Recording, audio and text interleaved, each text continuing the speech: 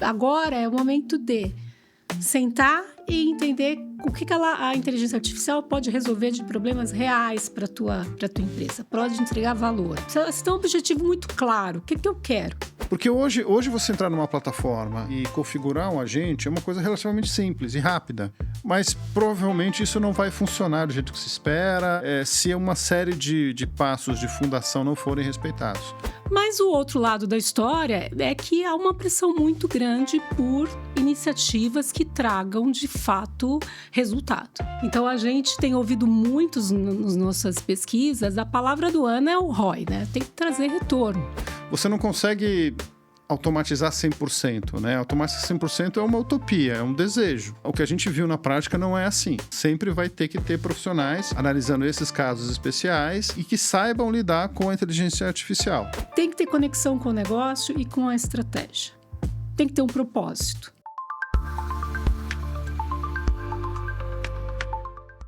Existe um paradoxo que está acontecendo no mercado de tecnologia. As empresas passam por uma pressão para investir mais em inteligência artificial e gastar menos ao mesmo tempo. Mas a questão é: quem vai ajudar as organizações a resolver essa equação? É justamente aqui que surge uma enorme oportunidade para consultorias, integradores, provedores de nuvem e empresas de serviço de tecnologia.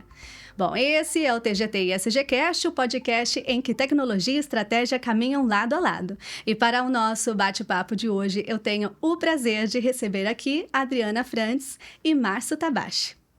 Adriana, Márcio, é um prazer receber vocês aqui no podcast. Vocês foram aqui os primeiros a participarem da primeira edição do TGT ESGcast, né? Infelizmente, eu não fui a host dessa edição, então, para mim, vai ser uma grande honra conversar com vocês aqui hoje, que são grandes especialistas, analistas aí do mercado de tecnologia. Eu gostaria que vocês começassem se apresentando. Adriana, você pode se apresentar? Claro. Eu sou Adriana Frantz. Eu trabalho na TGT ESG há 6 anos. Cubro temas como AWS, Google, Generative AI. Sou diretora de pesquisa, né?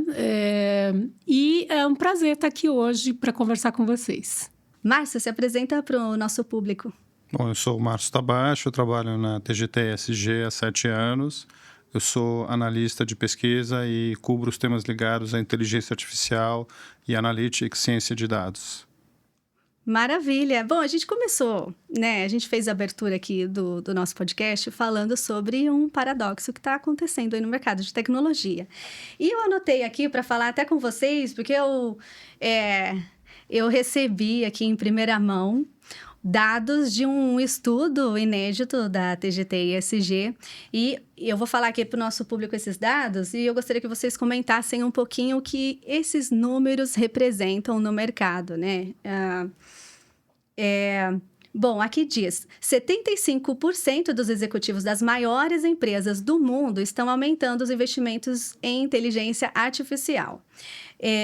Mas, ao mesmo tempo, 54% afirmam que a redução de custo continua sendo uma prioridade crítica para 2026. E aí a gente entra nesse paradoxo que até tem um termo aí que vocês me falaram aqui nos bastidores. Eu queria que vocês explicassem um pouquinho para a gente. Bom, posso começar, Tabata, né, Márcio?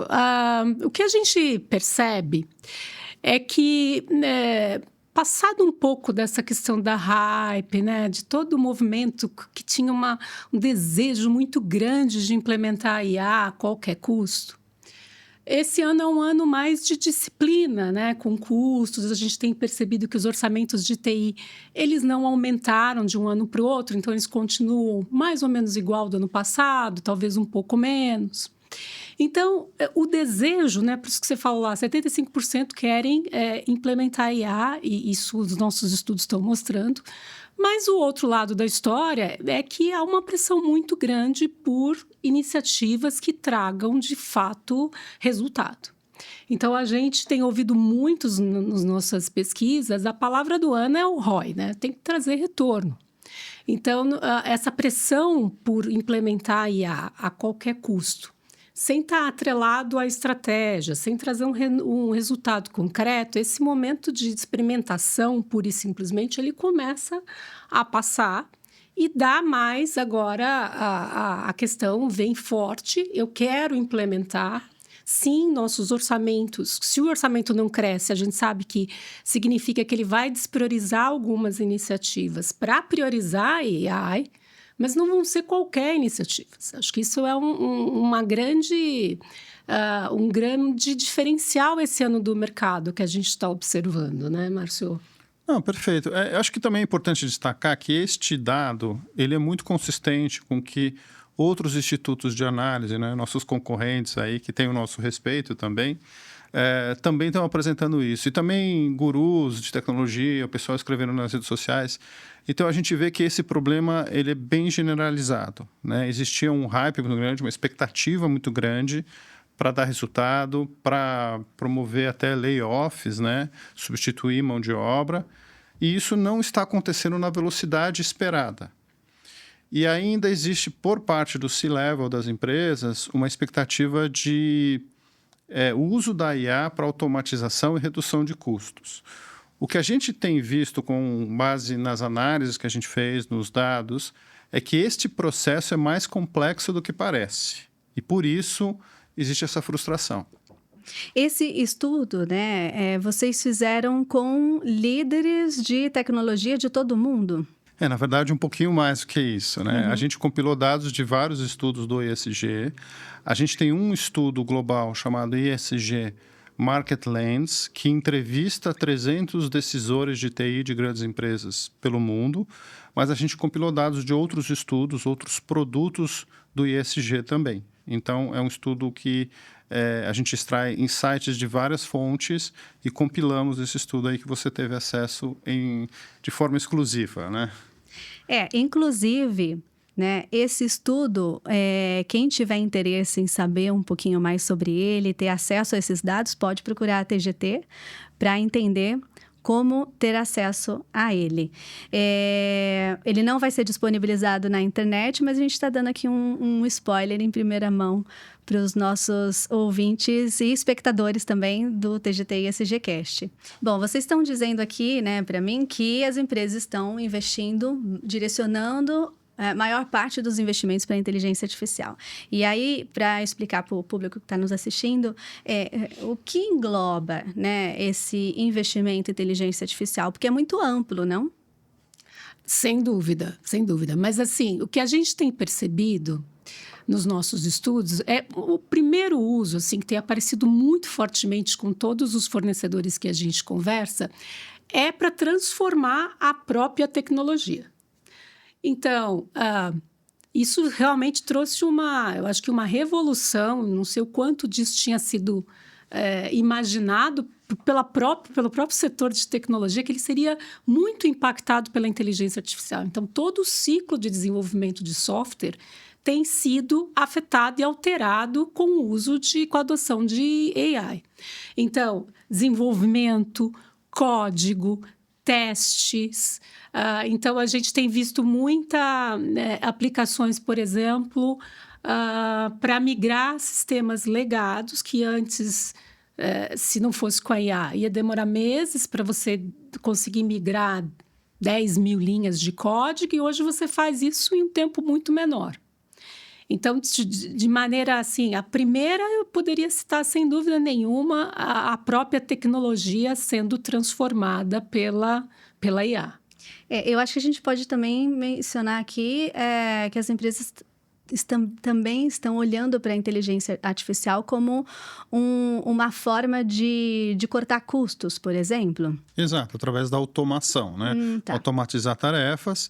Então, além desta própria área de TI, que também está sendo automatizada, você tem a parte de atendimento a cliente, isso é bastante comum, a parte de geração de conteúdo, a parte de gestão de conhecimento. Então, existem aplicações aí as mais diversas. No entanto, a gente vê que são poucas as que realmente trazem um diferencial competitivo para essas empresas, né? A gente vê alguns casos, a gente analisou algumas dezenas de casos na América Latina, e a gente viu algumas coisas assim realmente inovadoras, realmente transformadoras, que prometem ser um novo paradigma para cada indústria. E, além disso, outras inovações, outros usos da inteligência artificial que realmente vão no core, no coração da empresa e que fazem dela realmente mudar de patamar. Mas são poucos os casos. A maioria das empresas ainda está brigando um pouco com a inteligência artificial para saber como aplicá-la. Então, é um paradigma mesmo, é um paradoxo, né? Então... porque é o que o Márcio falou, né? Eu acho que traz uma certa frustração. Talvez porque as empresas tenham imaginado que o potencial, ele ia ser... E ainda a gente não sabe o potencial todo ainda, né? Eu acho que tem muita coisa ainda para acontecer. Mas fato é que não foi na velocidade que talvez as empresas imaginassem que esse potencial se transformaria em resultado. Acho que é essa a frustração. E aí a gente vê muita coisa ainda de fundamento que não foi muito bem organizado e que, por exemplo, a gente pode tratar mais questões de governança, de dados, de prontidão de dados, de talentos. A gente pode explorar muito, de change management. Tem para todo olhar aqui que a gente for aqui discutir, a gente consegue aqui perceber que tem muitas causas que explicam o porquê que não foi na mesma velocidade que as empresas imaginavam. Mas eu acho que o interessante aqui da discussão é que a gente vê que é realidade. Então, o IA está aí, a gente está todo momento se deparando com algum caso.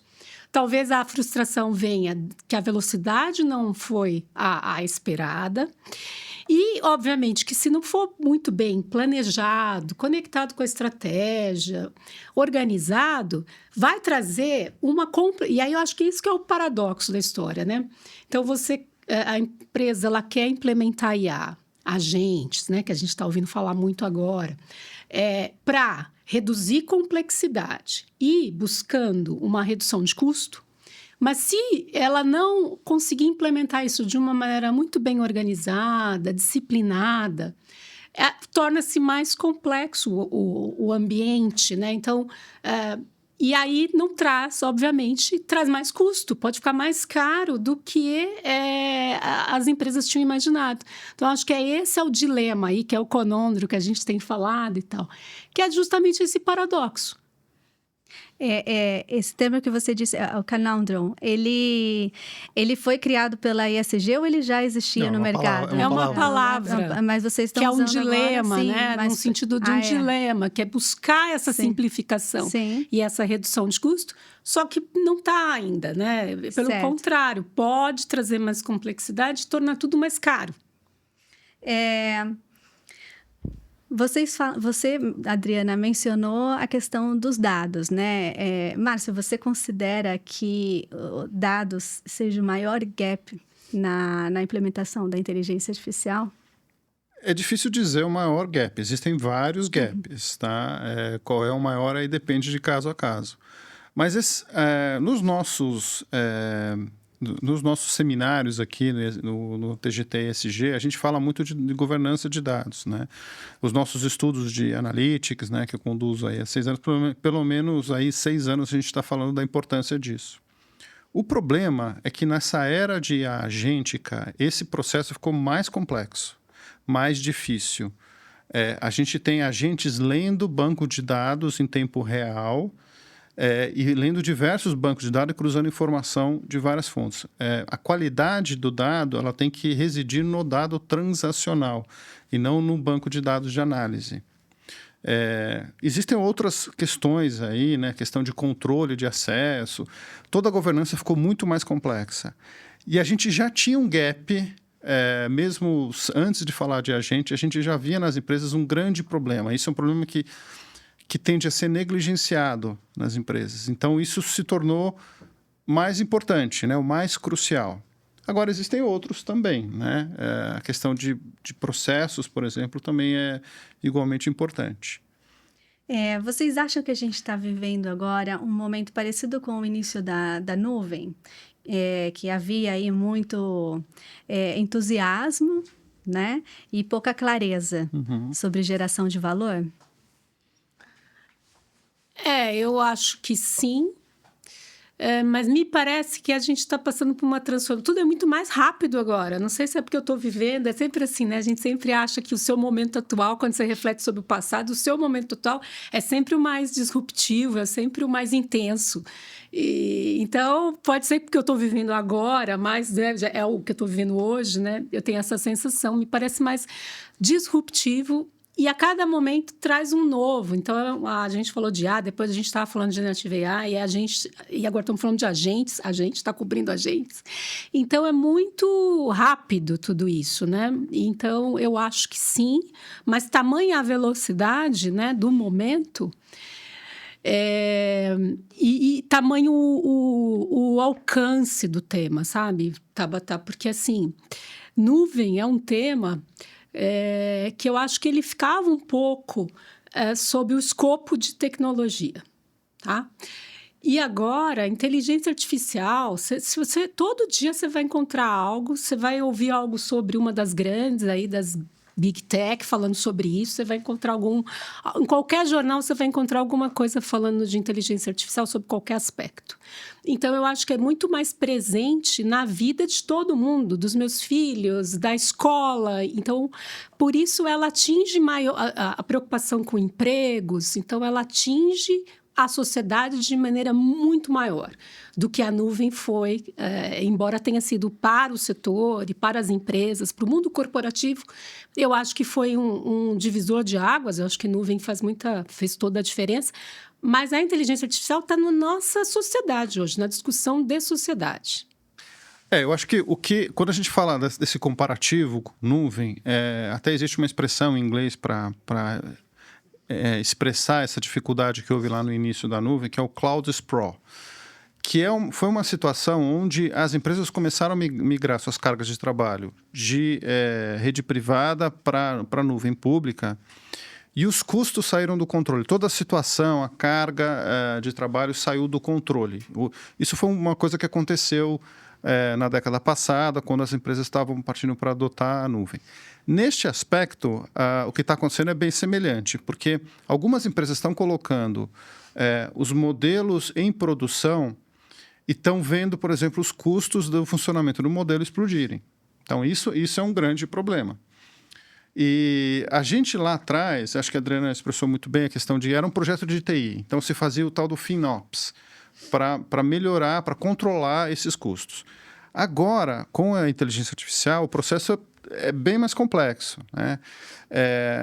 Nós, do ESG, a gente até vê um problema na própria precificação do uso desses agentes, que não te dá muita clareza, não te dá muita previsibilidade. Eu e o ESG desenvolveu um framework para precificar o uso desses agentes. Márcio, você falou sobre a América Latina, né?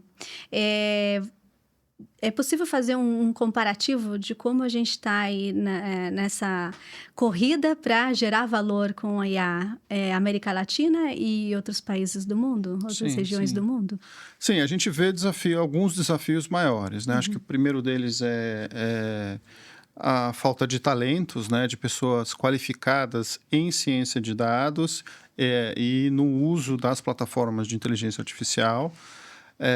Acho que é importante falar também que, junto com o tema de IA, vem o tema da cibersegurança. Hoje, talvez, o segundo lugar aí na importância nos temas de TI. Mas a Adriana fez estudos para o México, acho que ela pode falar um pouquinho mais de América Latina. Eu acho que acho que a gente tem muitos desafios e oportunidades, né? Márcio tocou num deles, que é a questão de talento. Eu acho que, de fato, é um tema central. Assim como... E a gente tem que pensar, gente, que também... eu acho que é importante a gente dizer isso. Nós temos, e eu vi isso também no México, a gente tem níveis de maturidade de empresas muito distintos, tá? Então, a gente tem empresas que estão... grandes empresas que têm equipes de dados, assim, que a gente conhece algumas pessoas, são muito competentes, muito capacitadas, equipes de primeira linha, assim. E a gente tem outras empresas grandes, né, na América Latina, que ainda tem as questões que a gente sabe de dados. Os dados estão distribuídos pela companhia, estão no e-mail, está na planilha. Porque também mercado, todo mundo, TI, a gente falou muito sobre dados, falou muito sobre guarde seus dados são muito preciosos. As empresas guardaram. Só que hoje elas guardaram, mas elas não atualizam, elas não sabem qual é a origem daquele dado. Então, os processos não são processos que foram pensados de governança. Então, os dados, no fim do dia, a gente não sabe se aqueles dados podem ser usados ou não. E a gente tem empresas, de novo, que estão muito à frente. Então, por exemplo, eu faço um estudo que eu acabei de publicar de digital business, no qual eu cubro transformação digital. Quando eu falo com o setor financeiro, que é um dos setores que eu estou próximo, você fala em transformação digital, é um tema que está abatido. Eles estão falando mais em evolução digital, até penso, às vezes, vou mudar o nome do estudo, porque não reflete o mercado. Outras empresas, a transformação digital faz todo sentido, eles estão começando a fazer esse processo. Então, a América Latina também tem isso, assim, né? Quando a gente fala de América Latina, a gente tem situações muito distintas, né? Dentro dos países, entre países e dentro do mesmo país, empresas de primeira linha que estão, né? Não à toa, a gente, quando fala de setor financeiro, a gente tem o Brasil aí com grandes inovações de sistema de pagamento e outras coisas. Então, e por outro, a gente tem muitas oportunidades. Então, também varia de indústria para indústria. E a gente, por isso, até que a gente tem falado muito para os fornecedores que a gente conversa, da importância de conhecer as indústrias que você trabalha, ter um domínio das verticais. Isso faz toda a diferença. A conversa com a pessoa de negócio do setor financeiro é muito diferente da conversa que você vai ter com uma empresa de healthcare. O domínio, a linguagem, a regulamentação é toda distinta. Então, do ponto de vista do fornecedor, quando ele conhece muito de um setor, de um segmento, de uma indústria, ele consegue demonstrar que ele tem soluções que são replicáveis, que ele já aprendeu a trabalhar com aquele mercado. Isso é um diferencial que a gente tem cada vez visto mais assim no mercado. Então, acho que não falta oportunidade, sabe, Tabata? Eu acho que tem muita oportunidade na América Latina. Não, sem dúvida. A gente tem a oportunidade de fazer um leapfrog, né? De partir para a transformação digital e de já implementar sistemas de ponta, né? Ao invés de ter que lidar com modernizar legados e tal. Essa é uma oportunidade. Mas, por outro lado, a gente ainda tem bastante legado e a gente tem limitações orçamentárias também, né? Quando a gente pensa, né, no uso de uma plataforma que é precificada em dólar, a gente tem que multiplicar por 5, ou talvez até um pouco mais que 5, aqui no Brasil. Isso torna as coisas mais difíceis, né? E torna mais difícil justamente essa questão de escalar o agente de IA, que é colocar em produção. Na hora que você coloca em produção, você vê que ele não é tão barato ou não traz tanta economia quanto se esperava. Então, essa é uma das frustrações. Mas já existem, né? Existe no Brasil aí muitas empresas brasileiras fornecendo também tecnologias muito avançadas, não? Você está falando aí de plataformas, né? Em contratar uma plataforma em dólar do exterior. Mas acho que no Brasil a gente já está produzindo essas tecnologias, já tem coisas muito avançadas sendo feitas aqui? Temos plataformas brasileiras. Tem uma plataforma de dados chamada Gaio, que são precificadas em reais e cobradas em reais. Mas os grandes, as big techs, são todas estrangeiras e que, apesar de cobrarem no Brasil em reais, a precificação vem em dólar, né?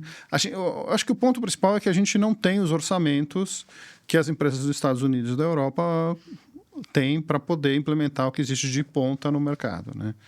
Sim. Então, Adriana, você fez estudo México e tem feito aí já há bastante tempo estudos no Brasil, né? Nós falamos aqui amplamente sobre a América Latina, mas existe uma diferença muito grande, não, entre mercado mexicano e mercado brasileiro? Ou não? Sim. Não sei se eu diria que é grande, Tabata, mas assim, quando eu fiz do México, a gente estava numa discussão aqui no Brasil mais avançada de IA Até de cloud, eu acho que a gente estava avançado. Aqui no Brasil, a gente já estava numa discussão muito de multi-cloud, de ambientes híbridos, então outras configurações de nuvem. E quando eu fiz o estudo de AWS no México, eu já vi vi menos essa evolução. Então, a gente ainda estava falando de uma nuvem só, e IA ainda era um tema que estava um pouquinho menos avançado do que o Brasil. Então, de novo, assim, na minha percepção, é óbvio, se eu falar com um determinado setor, por exemplo, setor automobilístico, que eu sei que é bem importante no México, certamente eu vou ver coisas inovadoras nesse setor lá no México e, de repente, aqui eu não viria. Então, dependendo do setor, eu também acho que a gente podia ver alguma diferença. Mas, de maneira geral, no momento que eu fiz o ano passado, o México estava um pouquinho ainda avançando nas questões de nuvem, por exemplo. E a nuvem é um tema que a gente está muito aqui já há bastante tempo tratando. Você comentou agora há pouco a questão dos multi-agentes, né? Começamos com os agentes de inteligência artificial, depois agora passamos para o multi-agentes. Eu recentemente estava conversando com um executivo de uma empresa fornecedora de tecnologia também, não vou mencionar o nome, mas ele me falou bastante a respeito da dificuldade de integração. Né? Tem empresas utilizando agentes de diferentes formas e agentes que não se conversam, não se conectam. E falou até do risco, né? de cruzamento de dados, de falta de segurança. Isso é real? Sim, claro. A gente está falando de orquestração, né? Mais do que integração. Orquestração para que eles trabalhem juntos. E aí, em algumas plataformas, você precisa ter a devida integração, né? Então, são os protocolos comuns, os MCPs, para que os diversos agentes acessem os diversos bancos de dados e trabalhem com a mesma base de conhecimento, né? Ou seja, consigam analisar a mesma base. Este é um problema, a orquestração. Então, a gente já está falando, quando a gente fala de multi-agentes, a gente está falando talvez do nível mais avançado de adoção de IA. O que a gente viu ainda são poucas experimentações que não estão dando certo. Não estão dando certo, às vezes, porque não funcionam muito bem, às vezes porque custam mais caro do que se esperava, às vezes porque não promoveu aquela eficiência ou até o nível de automação que a gente esperava. Né? Então, às vezes, se fala muito em acabar com os empregos, vai ser todo mundo mandando embora, tal, e a realidade não é bem assim. Esses agentes têm que trabalhar, os seus processos têm que trabalhar com exceções, com casos especiais, e muitas vezes configurar isso para que os agentes trabalhem nesses casos é bastante complicado. Então, você não consegue automatizar 100%, né? Automatizar 100% é uma utopia, é um desejo. Mas o que a gente viu na prática não é assim, né? Você sempre vai ter que ter profissionais analisando esses casos especiais e que saibam lidar com a inteligência artificial. Acho que esse talvez é o grande novo paradigma. E o segundo ponto é você ter mecanismos para desfazer o que os agentes fizeram quando isso for necessário. Porque se a inteligência artificial, sobretudo a generativa, trabalha com probabilística. Então, às vezes ele acerta, às vezes ele erra, né? Isso é intrínseco à ferramenta. Então, você tem que ter os processos para desfazer o que ele fez quando ele não fez a coisa certa. Então, isso precisa ser levado em conta. E você vai sempre precisar de algumas pessoas supervisionando aquilo. Então, acho que esse é o grande novo paradigma, né? Orquestrar os diversos agentes. Então, não dá para você desenvolver um agente aqui, uma outra equipe está trabalhando no outro agente e uma equipe não sabe o que a outra está fazendo. Porque esses dois agentes, em algum momento, vão se cruzar, né?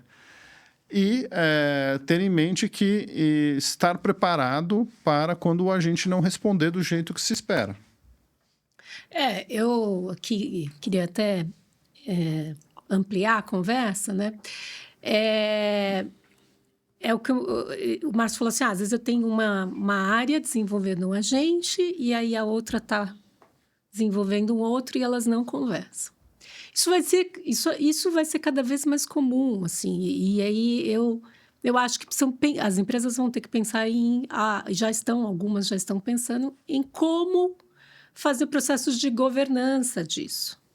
Porque à medida que você vai trazendo, né, de novo, você tira não está mais só no escopo de tecnologia. A IA ela pode ser usada pela área de marketing, pode ser usada por produtos, pode ser usado pelo financeiro. E aí, cada um vai estar usando de acordo com a tua perspectiva e como é que isso está conectado, por exemplo, à estratégia do negócio.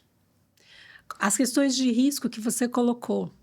Então, elas estão sendo observadas, questões legais. Eu vejo por um caminho que as empresas vão ter que estabelecer comitês, e a gente vai te chamar aqui de vários nomes, conselhos, comitês, de IA, para discutir as iniciativas, para priorizar, para ver o que, de fato, aquelas iniciativas... E aí vai ter um comitê que vai ter uma pessoa de tecnologia, uma de arquitetura, uma de segurança, uma do jurídico, todo mundo envolvido, para aprovar quais, de fato, vão para frente, quais que, de fato, vão trazer mais resultado para o negócio. Porque, de novo, o orçamento é limitado, né? Então, vai ter que ter um certo... Como você sai da área de tecnologia, né? Então, você vai ter que ter um controle pela organização, de uma maneira mais geral, do que vai para frente, do que não vai. Porque cada um vai estar desenvolvendo o seu. E como integrar, como orquestrar tudo isso, né? Então, eu acho que as empresas vão ter que ir para um caminho aí de alguma espécie de governança mesmo, de priorização. Então, eu já vejo algumas encaminhando-se para esse sentido, assim. Porque senão você vai ter isso, né? Você vai ter agentes isolados. Como é que você replica o conhecimento? Como é que teu colega de marketing está usando de uma maneira que você também pode reaproveitar? Então, vai ter que ter uma curadoria. Em algum momento, as empresas vão começar. Eu sei que hoje a gente está num momento muito de incentivar funcionários, né? Todo mundo a usar. Porque está todo mundo também... A gente tem que passar as barreiras, né, gente? A gente tem uma barreira de adoção, que a gente tem visto muitos nos nossos estudos, né? Então, como é que primeiro supera a de adoção? Na hora que tiver todo mundo usando, muita gente usando, acostumado, como é que você começa, de fato, a integrar as áreas para que sejam priorizados? Porque você não vai ter orçamento infinito para tudo. Existe um prazo, né, estabelecido, um prazo médio, né, que as empresas ou consultorias estabelecem para identificar o período de maturação da implementação, depois um período para identificação se teve ou não ROI? Eu acho que prazo não. O que tem são metodologias, né? Frameworks, para fazer uma grande avaliação do estado de maturidade, levando vários critérios em consideração. Então, a gente falou de governança, a gente falou de processos, a gente falou de estratégia, a gente falou de precificação. Existem alguns integradores de sistemas que têm uma metodologia para abordar isso e para identificar esses gaps, para poder promover um trabalho mais sólido para o seu cliente. Não só... Porque hoje você entrar numa plataforma e configurar um agente é uma coisa relativamente simples e rápida. Mas provavelmente isso não vai funcionar do jeito que se espera se uma série de passos de fundação não forem respeitados. A gente vê alguns provedores fazendo isso.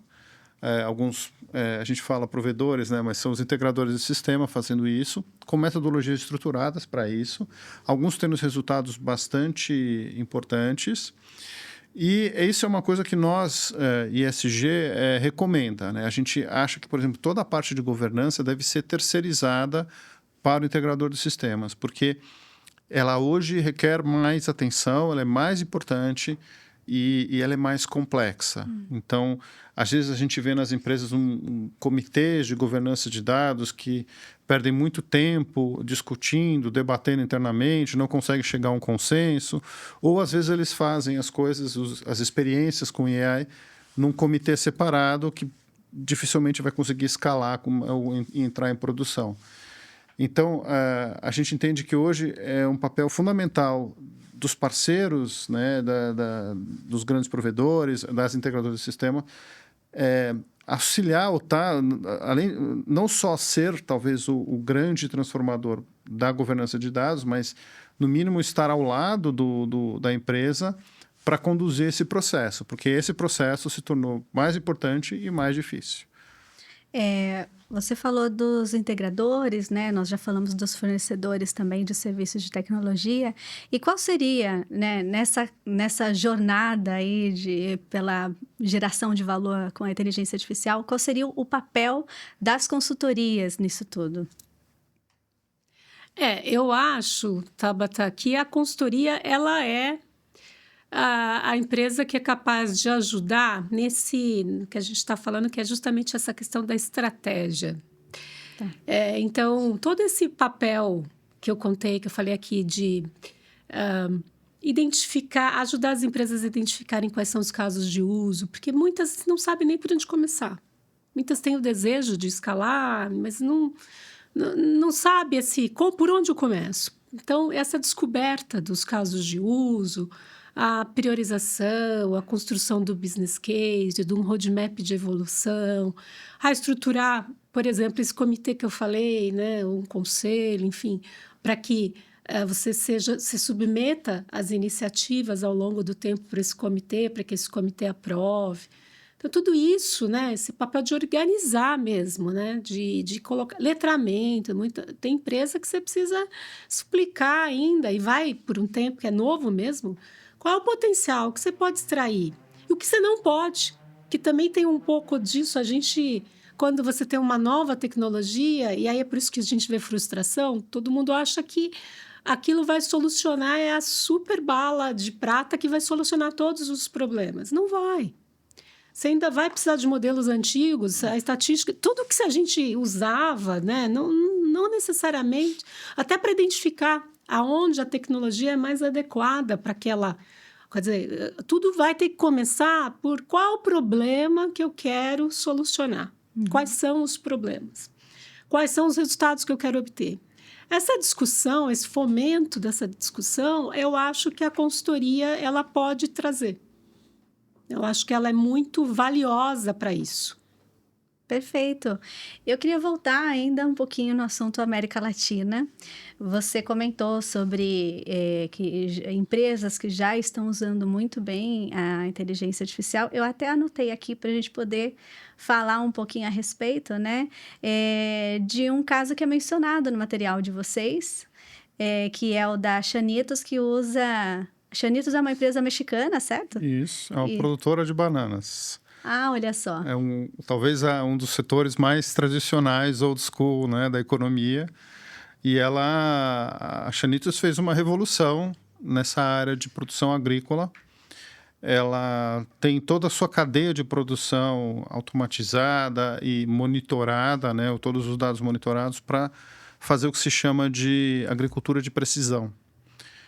Com o objetivo de tornar o produto melhor, tornar a banana melhor, mais bonita, mais gostosa, mas também com o objetivo de economizar agrotóxico, com o objetivo de tornar mais ambientalmente sustentável. E ela usa modelos também de previsão, de precificação. Então, a Xanitos, eu acho e ela é uma empresa do México, né? Ela exporta banana para dezenas de países. Ela não é simplesmente uma produtora de banana. E acho que é um exemplo de uma referência nessa área de agricultura de precisão, de uso de IA de forma inteligente, no coração da sua estratégia, e que se tornou uma referência aí no setor. Você tinha comentado também sobre um outro estudo de caso. Eu não me lembro o nome da empresa. Eu gostaria que se você pudesse mencionar aqui para a gente. É o da Aimwater, que é uma empresa que auxilia outras empresas no tratamento de resíduos líquidos, né? Na parte de saneamento básico. Então, para que empresas monitorem a emissão de poluentes e de contaminantes na água. Ela desenvolveu uma solução software as a service, ou seja, ela desenvolveu um agente que ela vende para os seus clientes. Se eu não estou enganado, ela já tem algumas dezenas de clientes adotando essa solução, e ela monitora os contaminantes, sejam de bactérias, seja de produtos químicos, na água e consegue, de forma preditiva, usando visão computacional, identificar esses contaminantes e tomar uma ação corretiva antes que aquilo se torne efetivamente um problema, né? Que comece a contaminar rios, afluentes, esse tipo de coisa. Então, a InWater é uma empresa que atua em 3 países da América Latina. Ela já está usando soluções com IA preditiva e está tendo resultados aí também bastante impressionantes. Porque, como é uma solução as a service, ela é muito rápida de ser implementada nos clientes. Então, isso permite que os clientes possam monitorar em tempo real a sua emissão de poluentes na água. Isso é muito bacana, assim. Soluções as a service tem sido uma estratégia mais eficiente para a implementação de transformação digital nas empresas? Você considera isso? Não necessariamente. Neste caso da InWater foi modelo de comercialização que eles optaram e funcionou muito bem. Eu acredito muito mais em soluções customizadas, né? Cada empresa, ainda que do mesmo setor, tem os seus problemas, tem os seus processos, tem as suas estratégias, tem os seus legados de sistemas. Então, eu acredito muito mais que os integradores de sistemas devem produzir soluções customizadas para os seus clientes. E aqui a importância de conhecer o setor, aqui a importância de conhecer o cliente, que a Adriana já havia mencionado. Mas eu acho que assim, a solução as a service pode ou não ser um caminho interessante. Isso depende de caso a caso. Vocês acreditam que o mercado de serviços de tecnologia ainda vai mudar muito mais nos próximos meses? Nos próximos meses, sem dúvida. Se você perguntasse nos próximos anos, na próxima década, a gente já tem mais dificuldade para prever. E talvez a gente aqui fosse ficar com receio de fazer alguma previsão muito longa, mas nos próximos meses, certamente. Até para a gente que estamos mergulhados nisso, é difícil acompanhar a quantidade de inovação, de lançamentos, a quantidade de hype também que surge sem muito fundamento. Então, o setor é muito dinâmico, né? E muito volátil também, né? Você poderia mencionar alguns desses hypes sem fundamento que vem surgindo aí na tecnologia ou surgiram? Olha, eu acho que e aqui é uma visão muito pessoal, tá? Eu acho que essa questão de desemprego em massa, eu acho que é um hype sem fundamento. Acho que vai ter emprego, sim, e gera emprego também, não só elimina emprego. Mas vai ter emprego para quem souber entender e usar a inteligência artificial. E também acho que existe uma expectativa muito grande de substituir a mão de obra humana, quando, na verdade, a mão de obra humana vai fazer outras coisas. Né? Eu acho que quando a gente usava a máquina de escrever, você como jornalista deve ter usado, eu acho, espero não sei... Usei. E a gente passou a usar o computador, não necessariamente... Né, as datilógrafas ficaram desempregadas, elas foram fazer outra coisa. Então, eu acho que esse, por exemplo, é um hype sem muito fundamento. Perfeito. Eu concordo. Eu acho... Claro, está mudando. Obviamente que a gente aqui tem as nossas preocupações, né? Eu acompanho bastante o setor de tecnologia, me preocupo com quem está se formando hoje em tecnologia, como é que ela vai entrar nas organizações. Acho que isso tem que ser pensado, né? Porque também tem uma questão aqui, por exemplo, quando eu falo de tecnologia, me parece, poxa, vem ferramentas que vão substituir codificação e tal, e por isso o profissional sênior o sênior, ele já conhece o que deu errado, já conhece os riscos, já conhece... Ele tem bastante, nesse momento, ele é bastante valioso para as empresas. Mas se você não investir nos júniores, esses não vão se transformar em sênior daqui a um tempo. Então, precisa ter um cuidado, assim, né? Porque como é que você prepara? Acho que isso também é uma questão. Eu também, como Márcio, não acredito num desemprego, mas... em massa, assim, pela tecnologia, porque as pessoas vão fazer outra coisa. Mas para isso, para que elas façam outra coisa, ou façam mais coisas mais complexas, sem todo um período de transição, de treinamento e tal, que eu acho que as empresas ainda têm que pensar um pouco como é que você vai capacitar esse profissional, né? Como é que essas pessoas vão deixar de fazer A e vão fazer B, porque IA vai ser feito pela IA. Então, a gente não sabe ainda, né? A verdade é que a gente está ainda nesse processo de transição que vai levar um tempo e a gente não sabe. Mas eu concordo que, assim, Ana, já era para ter se isso já, né? As expectativas, e por isso que está frustrando, sabe? Acho que é isso também que frustra. Porque as expectativas, elas que foram colocadas, elas foram maiores em termos de automação e, portanto, de pessoas que, nesse momento, hoje, a tecnologia já estaria desempregando, a gente já estaria... E não é assim. A gente vê humanos, precisa de pessoas ainda. Então, mas eu acho que é um período de transição aí que as empresas vão ter que se preparar. E a gente até como sociedade, né? Tem também que passar por essa preparação, né? Não existe profissional sênior sem existir o júnior, né? Então, se a gente... nós aqui já fomos. Exato. E aí, o que você faz com a pessoa que está se formando hoje? Como é que você capacita essa pessoa? Porque, de novo, se a gente for pensar só em sênior, os projetos vão ficar caros, porque os sêniores são mais caros. Então, essa conta também não fecha. Então, você precisa desse júnior, claro, para aprender, e como é que você prepara, né? Então, mas eu também acho que isso essa coisa de vai substituir todos nós. E todo mundo está mudando, gente. A nossa atividade também, né? Que a gente está... o Márcio disse, a gente tem uma dificuldade para se manter atualizado.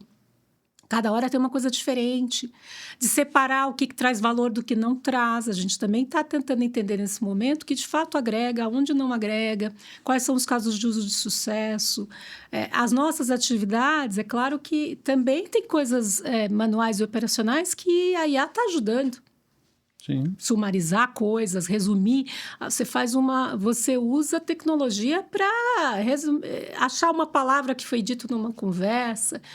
Então, também está mudando a nossa atividade e a gente também está se adaptando e aprendendo. Tem que ter essa postura aí de aprendizado, de adotar a tecnologia e não ficar tão temeroso aí, porque talvez os que não se adaptem e não adotem são esses profissionais que a gente está falando aí com preocupação. Exatamente.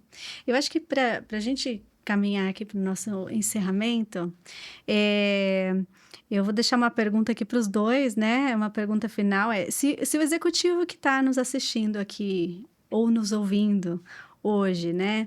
Ele quiser acelerar a sua estratégia de IA nos próximos 12 meses, qual a principal reflexão ele deveria levar desse episódio aqui hoje do podcast?